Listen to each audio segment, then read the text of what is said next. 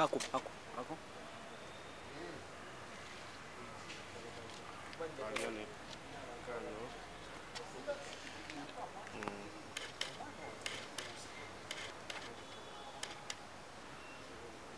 Wanje? Banayo.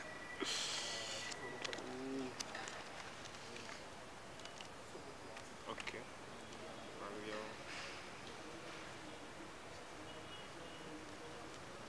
Product.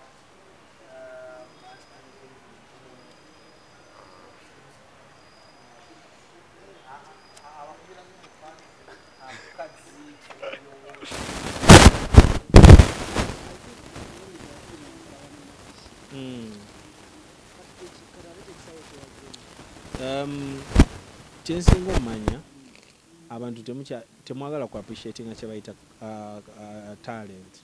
Temwagala ku appreciating mwe mulowooza omuyimbi simanya badansa be bali talented.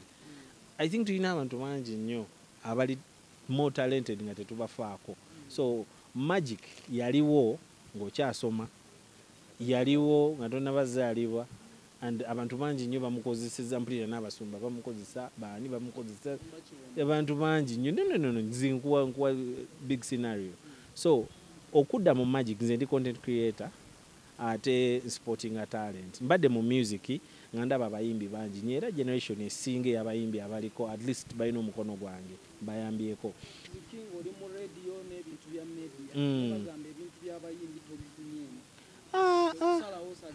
By the way, nali badde bwenti nga sifunye mu bintu bya ebintu by'abayimbi byeki kyeki kyogezako tegeeza.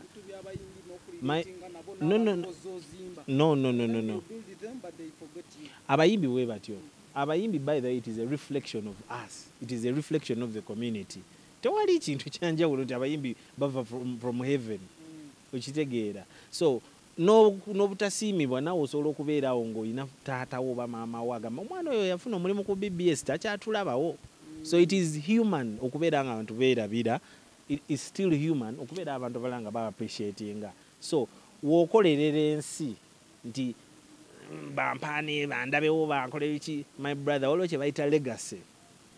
Tino omusajja nga nti yateekawo kino, he is the person that started this and this and this. So wembanze bali nzijukira nti nayamba omuyimbi gundi ne gundi na shining a light on this talent, well and good. By the way, bano abaana ekisinga okwewunyiza bano abaana babali mu maaso.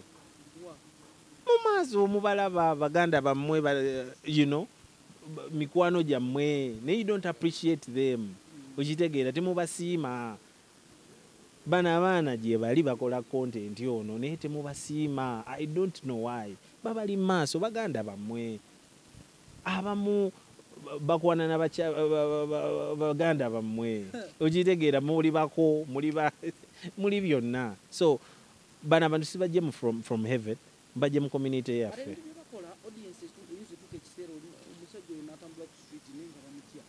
It is good. No, it is okay okutya omuntu. Nange nze nina abantya. Nga nti Tintah oyo baaba. Gayaleka wambwa muzibu. No. Waliwo nsobola ku example gwebuuza Flash Love. Asobola okuga nti Tintah oyo omugendako mpola. So everyone is feared okusinziira mu chicha stance gy'aba ataddewo. It is not dangerous. It is not dangerous. He's trying to be creative. You are trying to paint a picture. Nti bana abaana babbi. You are trying to be. These guys are talented. Alinga Messi. Alinga nga bolaba Ronaldo. Okitegeera. Mugezaako mujjewo ekyo ekifaananyi kye mugezaako okusiiga bana abaana nti basezi balina emisambwa, balina amajini, balina biki nebiki. They're talented like Messi. They're talented like Ronaldo. Kati nze wemanzize okufuuka agent, okubayambako, okuba moldinga, okuba a sense of direction. Because ekikyamu ki? Toyina kikyamu, waliwo embeera egamba nti bano abaana basobola n'okugenda mu banka ne bawuzibwa. Tebasobola. Wagijjidde ku ssimu by magic. Tebasobola. Bano abaana first of all, alina Kaspa, alina kye bayita discipline. Mu kintu kyonna kabeggwe ali ku kamera kaba omukyalo ono. Omuntu yena otaba na discipline, muganda wange oba ovudde off track. So fenna oba wagenda mu media school waliwo kye bayita principles eza media zoyina amateeka ga media golina okugoberera. Wogavaako bagamba nti avudde ku mulamwa. Mu byobufuzi waliwo gwotunira omusajja yava ku mulamwa ne bamunyega ebbali okitegeera. So buli wava off track ku principles ze ne discipline ne code of conduct ebatwala wabawo problem. Erinnya Tintah no kantandikire ku Tintah. Tintah lyali muzeeyi wange yantuma erinnya eryo. Tintah neddira kobe. Ekkobe lino muli musajja muganda byonna mubiraba. Ekkobe lina ebikoola ebyo. Buli ekitangala we kikuba ku bikoola lina engeri gye lishininga. Mu Luganda okushininga kuyita ku Tintah. So muzeeyi wange yampa erinnya eryo erya Tintah ng'ayagala ntinte ng'ekkobe. And I think simukoze disservice Tintah. Erinnya lya Omusawo flourishing. By then abakatuliki bagamba ekereziya Tintah. Tambula. Omusawo back in the days nali muyimbi nga neegomba nnyo Chameleon. So Chameleon waliwo ebiseera ebyo yeeyitanga doctor. Kati nze nange nendowooza okuyita doctor bajja kugamba nti nkopya omusajja kwe kulikyusa ne neeyita Omusawo. Era nsobola okuleetera posters zange back in the days nga ndi muyimbi emyaka nga 10 emabega nga kuliko Dr. Tintah. So nalikyusa bukyusa because saayagala kulabika nga akopya omusajja. Omusawo Tintah wetyo eryajja.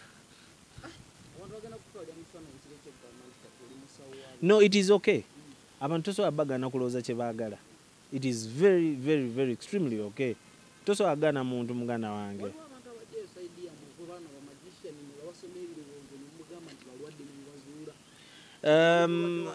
Ono magic amukola just for entertainment.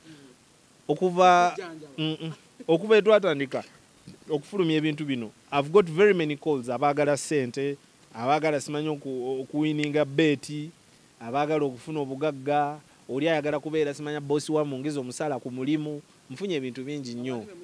No, ng'abantu bankubira baŋŋamba. Naye kino ekintu kikola for entertainment. Strictly entertainment. Yes, sir. So omuntu alina birthday, alina surprise, alina biki byonna fe tuli tujja ne tukikolera. Oba oyagala empeta ya propose eve mu watermelon ngivaayo ng'osala watermelon yo nga namba nga mulimu empeta. Yes. Where are you like kati ogenda creating kibiina ky'abaana bano because in Uganda ebimaze ebbanga basically tebiri famous abantu tebabitwala nnyo nga by'amaanyi nga biso entertaining babatwala ate butwazi nga baya. It is so funny that ever since when natandika okushining a light on magician bazze kati nze sofa nina magicians nga mukaaga abazze wange nga nti Tintah oyo byakola nedda nze nza musinga oyo byakola nedda oyo nza musinga. So I'm very you point in scoring nnyo because abantu olaba ku interesting ne bagamba nti Tintah tusobola kola kino ne kino ne kino. So kyendowooza if all goes well we are going to create an academy ey'abaana bano abaagala okuyiga magic n'abasomesa magic. So oba oyagala kuyiga strictly for entertainment, si kubba simanya muli mu muzanyo gwa kaadi waliwo kalengedde ate balalu abo balalu no ani akalengedde balalu then waliwo ne bana abagaya amacupa waliwo abayita musimanya mu buntu obutono bonna balalu bayaayi tebalina kiddako. We are doing this for entertainment, strictly for entertainment. Nze yanziba by the way teyali magician. Bano bali basuzi ba golodi nti asudde golodi direta mwaka sente tukuwe. I was young okitegeera. So naye tusuubira okukola essomero lya magic then n'okwongera okushininga a light ku balala ba magicians baveeyo balage kye balina. Obugambo bwange obusembayo omuntu ng'oli eyo nga weetaaga performance ya Casper genda ku Facebook noonya Musawo Tintah, reach me out, nkola ku Metro FM, osobola okujja ku Martin Road wali oba onkunkubirako ku 0706 815254 tulabe oyina activation ya bala, oyina activation ya simu, oyina simu empya gyoyagala abantu balabe, oyina company yoyagala bakolere entertainment, oyina seminar, anything, just reach us out. Then n'ekirala abaagala obugagga mulekerawo okunkubira. Nze kennyini ndi mwavu. Ne mwagala bugagga. Naye badde nagagga. Thank you so much.